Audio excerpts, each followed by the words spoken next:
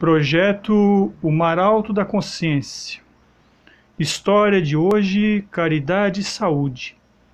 Destacamos em acordo ao que iremos narrar na história. Psique é a alma segundo Yang, princípio da vida mental e emocional. Psicossomático na medicina são afecções orgânicas por fatores psíquicos, mormente de fundo afetivo. Psicotécnica é a psicoterapia, e Pierre Corneille é o poeta trágico francês do século XVII. Iniciamos com a história. O psicólogo Marcos, certa feita, deteve-se a meditar no sentido da vida. Era comum, antes do exercício transcendental, descontrair-se com a leitura de fragmentos textuais da peça de Corneille. Vez por outra, refletia na obra do autor conhecida por Horace, 1640. Naquela noite, algo inusitado, novo lhe acontece. De olhos fechados e tomado de um relaxamento profundo, surtia uma forte lembrança de antiga paciente sob seus cuidados. Era o recordativo de uma senhora chamada Antonina, que há muito ele não a via. Curioso que pareceu ouvir Antonina na reprodução perfeita de sua voz. Um som abafado, não era possível identificar a direção, mas o recordativo da paciente era fiel. Então, aquele chamado poderia muito bem ser um efeito ou uma excitação da imaginação. Antonina, curioso, há muito não pensava nela. Acostumada a tomar nota de todas as dúvidas de um paciente, o psicólogo arrancou uma folha de papel de um caderno pousado sob a escrivaninha para escrever de próprio punho uma pergunta em primeira pessoa: estou necessitando de cuidados da psicotécnica? Em seguida, dobrou o papel e o arquivou em meio a um livro de capa propositadamente colorida para não esquecer. Algumas semanas se foram e o Dr. Marcos solicita uma licença do trabalho, com o psicólogo do hospital público da cidade, alegando precisão de cuidados médicos. Com um tempo livre para fazer uma visita, procurou por uma comunidade distante em busca da residência e obteve o endereço dos registros dos pacientes do hospital, curiosamente o registro da senhora Antonina. Marcos deslocou-se de 1h30 de automóvel até encontrar o endereço, e quando encontrou, fez palmas na frente de um lar, e assim, quando foi recebido, obteve a notícia que Antonina havia desencarnado há 2 meses, quando em viagem a passeio ao norte do país. Ela havia sido velada na cidade natal de sua família. O impacto emocional de Marcos foi grande. De retorno ao lar, entregava-se a profundas meditações.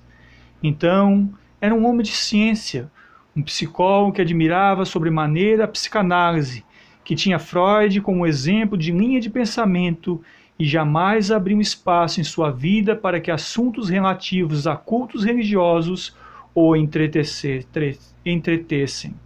Com ligeira consciência do conteúdo daquela mensagem, Marcos suspenderia vivamente e conferia as seguintes informações: doutor, como sua paciente, foram inúmeras vezes que lhe confessei o meu temor insofreável à morte. Mas aqui chegando na vida espiritual, hoje posso oferir que a vida continua e que somos em essência os mesmos, mais livres e felizes segundo o bem ou o mal que houvermos praticado na curta existência terrena. A vida continua após a morte, repito, e atesto, e com o dever de minha consciência, fui escolhida como entidade que lhe auxiliaria na eclosão de tua mediunidade. Há médicos também na vida espiritual. Tu mesmo os tens inconstante ao teu lado. Confia mais em Deus, que seus emissários te conduzirão ao cumprimento de tuas novas atividades, agora na medicina da alma. Então, aquela comunicação de Antonina que chegava aos sentidos profundos do psicólogo que eclodia a mediunidade da audição, admirado por aquelas informações que eram todas novas para ele, Marcos entrou em profundas reflexões. Temia adoecer como profissional da saúde. Teve ressalvas em procurar por alguém de seus colegas de profissão por um possível início de tratamento psicoterápico, mas ao fim começou a estudar a doutrina dos espíritos.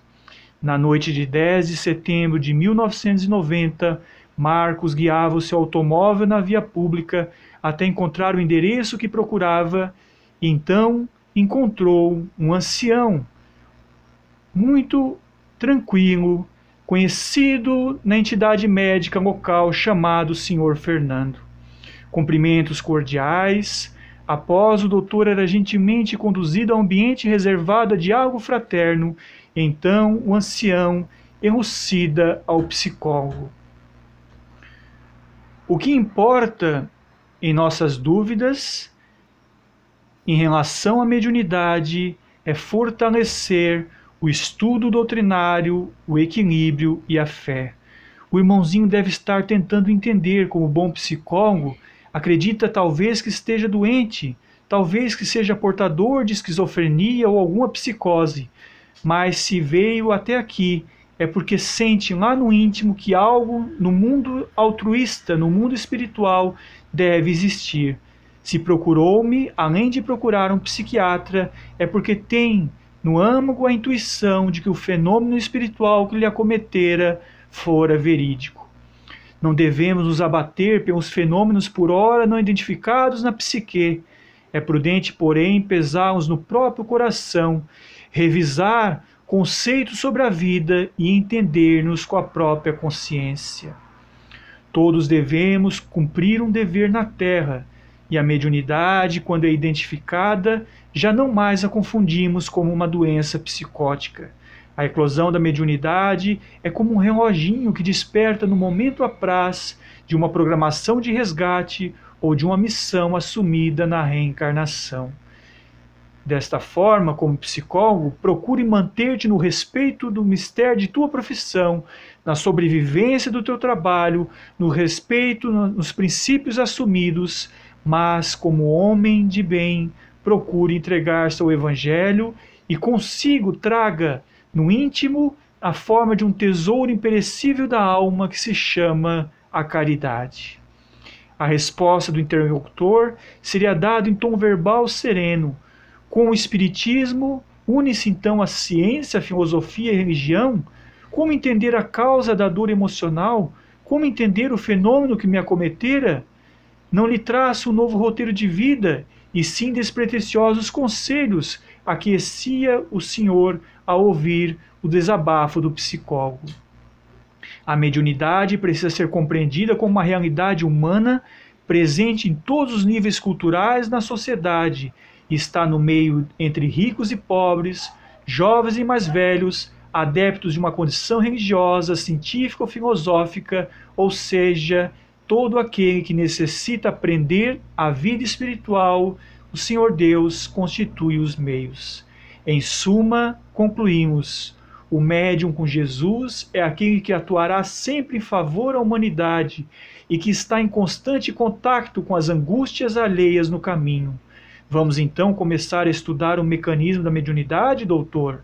Diante o sorriso largo e desconcertado do doutor, Fernandinho ainda exclamou a sorrir: no Espiritismo não é travado um luta contra a ciência médica, ao contrário, é justo enaltecê-la.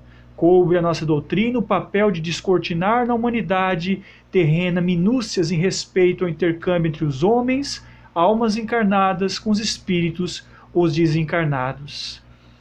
Desta forma, em meio àquelas palavras que se dulcificavam na alma, sorvidas na própria consciência, o Dr. Marcos pediu licença ao Sr. Fernando, Fernandinho para os íntimos, e desferiu uma pergunta que lhe estrangulava ao pensamento: Senhor, aonde devo começar?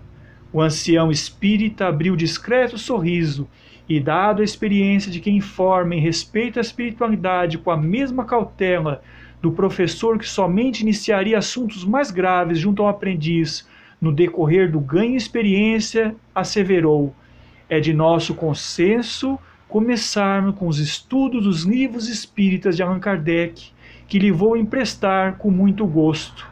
Meu caro Marcos, que me diz se colocasse a seguinte questão: mesmo após o desencarne, a vida continua e todos estamos abençoados e protegidos por Deus.